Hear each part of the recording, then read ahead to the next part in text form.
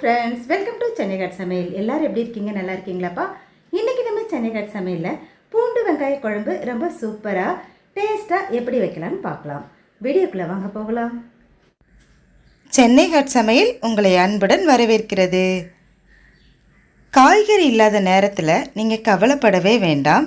ரொம்ப ரொம்ப சுவையான ஹெல்த்தியான பூண்டு வெங்காய குழம்பு செய்திடலாம். 200 கிராம் சின்ன வெங்காயம், 100 கிராம் பூண்டு எடுத்திருக்கேன். உரித்து சுத்தம் பண்ணி ரெடியாக இருக்குது. அதுக்கப்புறம் எந்த பாத்திரத்தில் நம்ம குழம்பு வைக்கிறோமோ அந்த பாத்திரத்தில் ஒரு 4 ஸ்பூன் அளவுக்கு எண்ணெய் சேர்த்துக்கலாம்.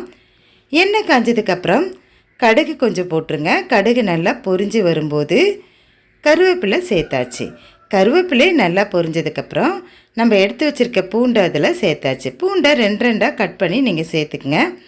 அதுக்கப்புறம் நல்லா பூண்டு வதங்கி வரணும், நல்லா வாசனை வரும்.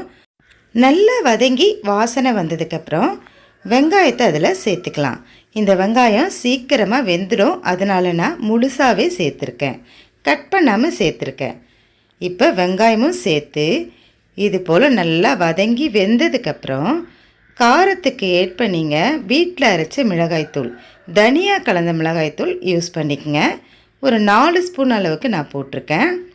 உங்களுக்கு எவ்வளோ காரம் வேணுமோ அதுக்கேற்றது போல் யூஸ் பண்ணிக்கங்க. புளி கரைச்சல் கொஞ்சம் விட்டுருக்கேன். தேவைக்கேற்ப தண்ணி நம்ம சேர்த்துக்கலாம். இந்த குழம்பு ரொம்ப திக்காக இருந்தால் தான் ரொம்ப ரொம்ப டேஸ்ட்டாக இருக்கும். அதனால் ரொம்ப தண்ணி சேர்க்காமல் கொஞ்சம் திக்காகவே வச்சுக்கோங்க. உப்பும் சேர்த்தாச்சு. அவ்வளவு தானே குழம்புன்னு நினைக்கிறீங்களா? இல்லைப்பா, இதுக்கப்புறம் தான் நம்ம முக்கியமானது சேர்க்க போகிறோம்.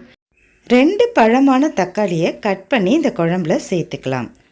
அது ஒரு பக்கம் கொதிக்கட்டும். இப்போ நம்ம தாளிப்பு கரண்டியில் கொஞ்சம் ஆயில் சேர்த்துட்டு வெந்தயம் 1/2 ஸ்பூன், சீரகம் 1/2 ஸ்பூன், மிளகு 1/2 ஸ்பூன் சேர்த்து நல்லா வறுத்துக்குங்க.